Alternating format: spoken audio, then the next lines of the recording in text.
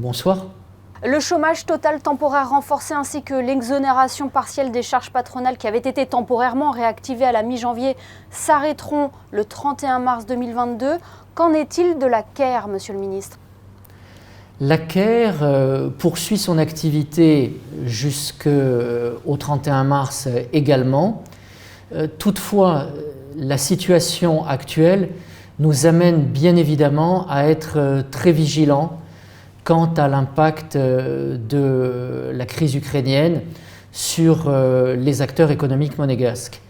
On va y revenir dans quelques instants justement sur l'impact que la guerre en Ukraine peut avoir sur les entreprises monégasques, mais le gouvernement reste tout de même très attentif aux indicateurs de l'économie.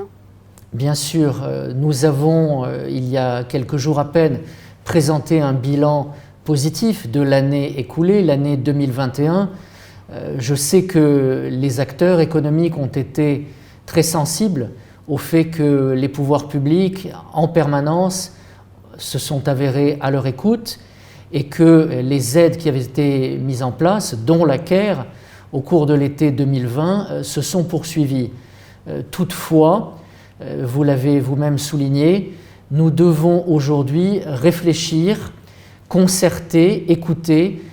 C'est ce que le ministre d'État a fait pas plus tard qu'hier avec un certain nombre de représentants des diverses catégories socio-professionnelles, les banques, la FEDEM, le secteur du yachting, le secteur des commerces de luxe, les représentants de l'hôtellerie, de la restauration, pour que nous soyons en mesure à la fois de saisir ce qui se passe, d'en mesurer peut-être les premiers impacts qui sont en effet pour l'instant limités sur l'économie monégasque et de réfléchir, le cas échéant, et si le besoin s'en faisait sentir, à rester aux côtés des acteurs monégasques comme nous le sommes depuis le début, il y a maintenant 2 ans, d'une autre crise, la crise Covid.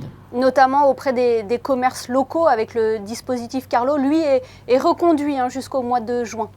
Voilà, ça c'est en revanche une chose que je souligne régulièrement, un dossier qui me tient particulièrement à cœur, cette application Carlo, et le fait qu'aujourd'hui elle se soit généralisée en principauté. Je crois que nous avons plus de 400 commerçants auprès desquels vous pouvez régler en utilisant Carlo, et donc c'est une autre manière de manifester le soutien du gouvernement au commerce et à l'activité économique en principauté en général.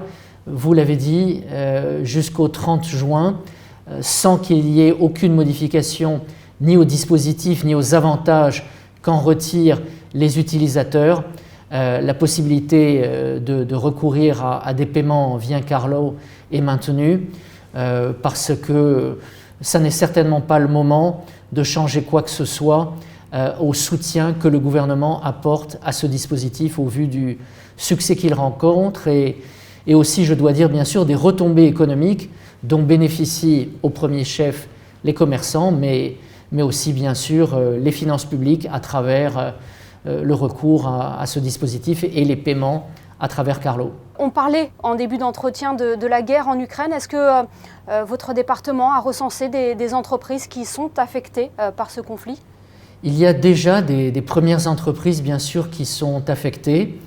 Vous savez comme moi que les échanges économiques avec la Russie, que ce soit au niveau des importations ou des exportations, sont assez faibles, mais que d'une autre manière peut se manifester la dépendance de certains acteurs, je pense en particulier aux acteurs du commerce de luxe, par rapport à l'impossibilité de certaines personnes de disposer de leurs avoirs ou de se déplacer. Donc, bien évidemment, d'un côté, nous appliquons strictement et immédiatement les mesures de sanctions décidées par l'Union européenne en matière de gel de fonds. De l'autre, il est clair que nous devons faire attention à ce que l'impact sur nos hôtels, nos restaurants, nos commerces, nos brokers maritimes, nos banquiers ne soit pas excessif. Et c'est toute la la mesure, une fois encore, que nous avons pu mettre en œuvre et qui a été la marque de fabrique de la traversée de la crise Covid par l'économie monégasque, que nous allons devoir à nouveau rechercher dans la crise que nous connaissons depuis quelques semaines. Le gouvernement pense éventuellement à une aide concernant ces entreprises impactées ? Nous verrons là encore le moment venu. Je ne pense pas que ce pourra être une aide du type CARE ou que la CARE soit le véhicule le plus approprié pour manifester notre soutien aux acteurs qui seraient affectés par cette crise. Mais bien évidemment, comme je l'ai évoqué tout à l'heure, nous ne sommes qu'au début de ces échanges entre les pouvoirs publics et les professionnels. Nous allons rester vigilants s'ils nous alertent en effet sur des baisses de chiffre d'affaires significatives, sur une fois encore des restrictions accrues au déplacement, à la consommation de certains de leurs clients. L'État démontrera sa capacité à répondre à leurs attentes.